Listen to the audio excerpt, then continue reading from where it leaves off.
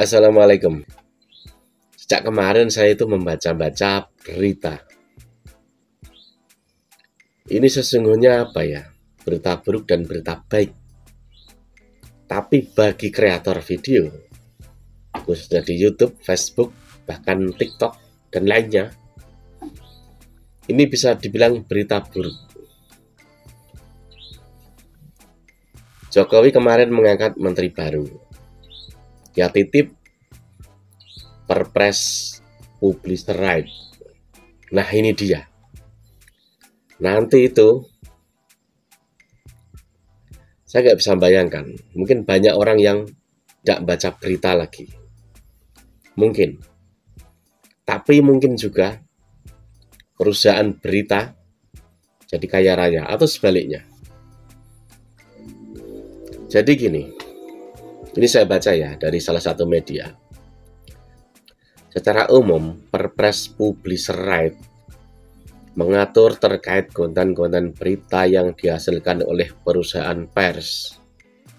Kemudian platform juga melakukan semacam filtering konten yang sifatnya news, mana yang bukan, dan yang news inilah yang dikomersialisasi.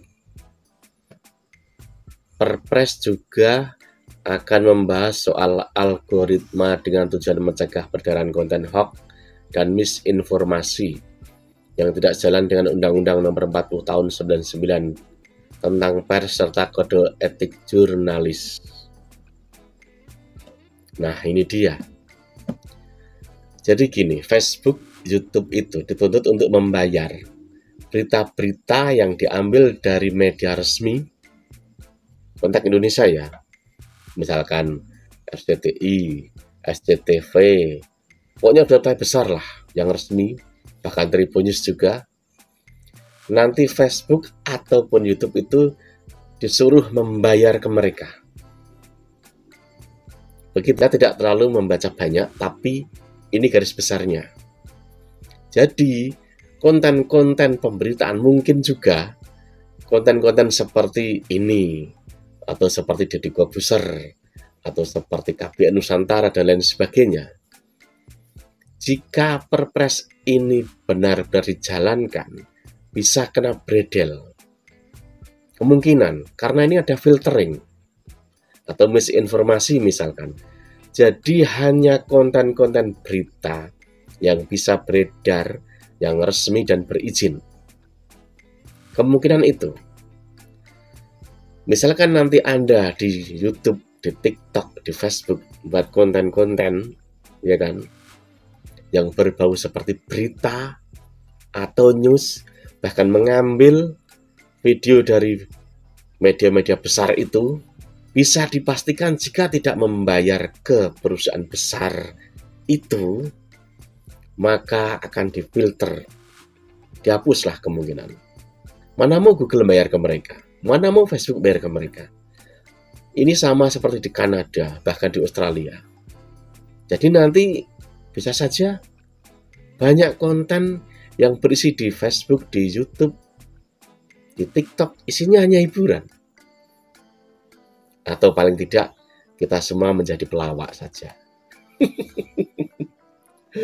Dan nanti orang itu akan apa ya? Justru akan banyak yang pada antipati dengan berita. Selama ini konten-konten besar televisi itu kan kalah telak dengan YouTube, dengan Facebook.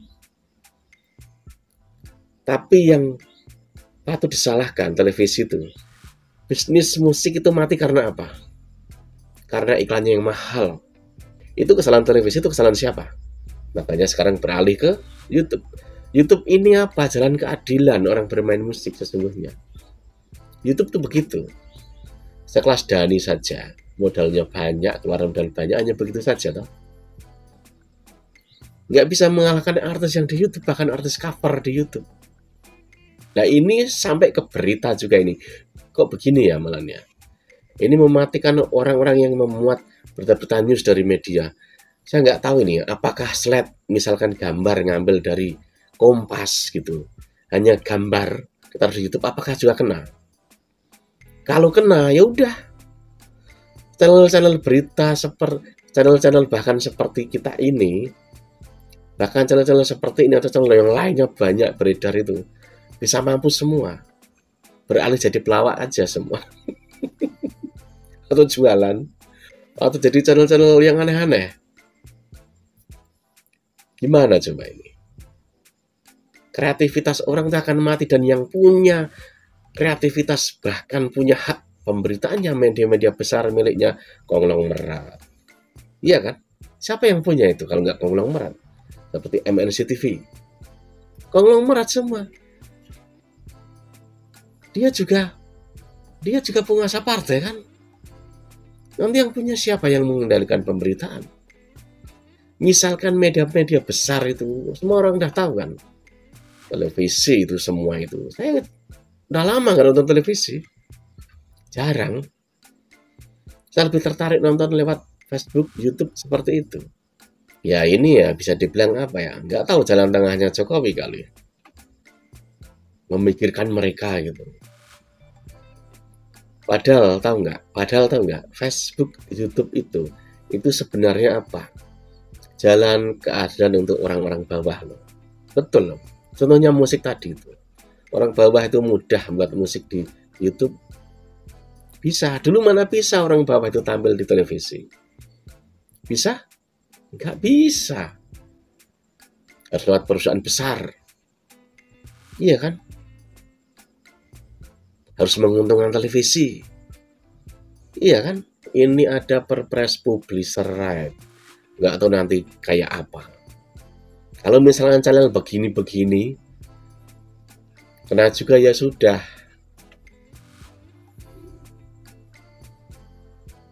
Jadinya apa? Penyesalan. Nanti akhirnya jadi apa? Pemegang tunggal pemberitaan itu orang yang punya izin. Orang yang punya izin, orang yang punya kekuasaan. Betul nggak? Padahal mereka itu ya, di YouTube itu, saya baca itu, saya lihat itu ya, tracknya itu. Televisi di Indonesia termasuk tuh tinggi loh. Penghasilannya di YouTube tuh tinggi. Bahkan RCTI, Indosiar, itu tinggi, sangat tinggi di YouTube. Nggak tahu ya, mungkin kurang banyak atau apa. Sampai hal-hal semua dari media pers yang punya izin, jika masuk di YouTube, YouTube harus bayar. Nah, YouTube nggak mau bayar, udah dadah semua.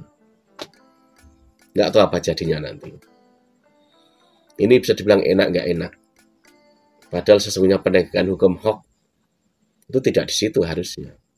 Tidak di situ. Kalau itu kepentingan apa ya? Lebih ke perut kali ya. Mungkin. Apakah ini keadilan untuk orang biasa? Karena selama ini musik, YouTube itu sebagai lahan keadilan. Musik, kreativitas, banyak. Tapi kalau berita ini, nggak tahu saya. Selamat.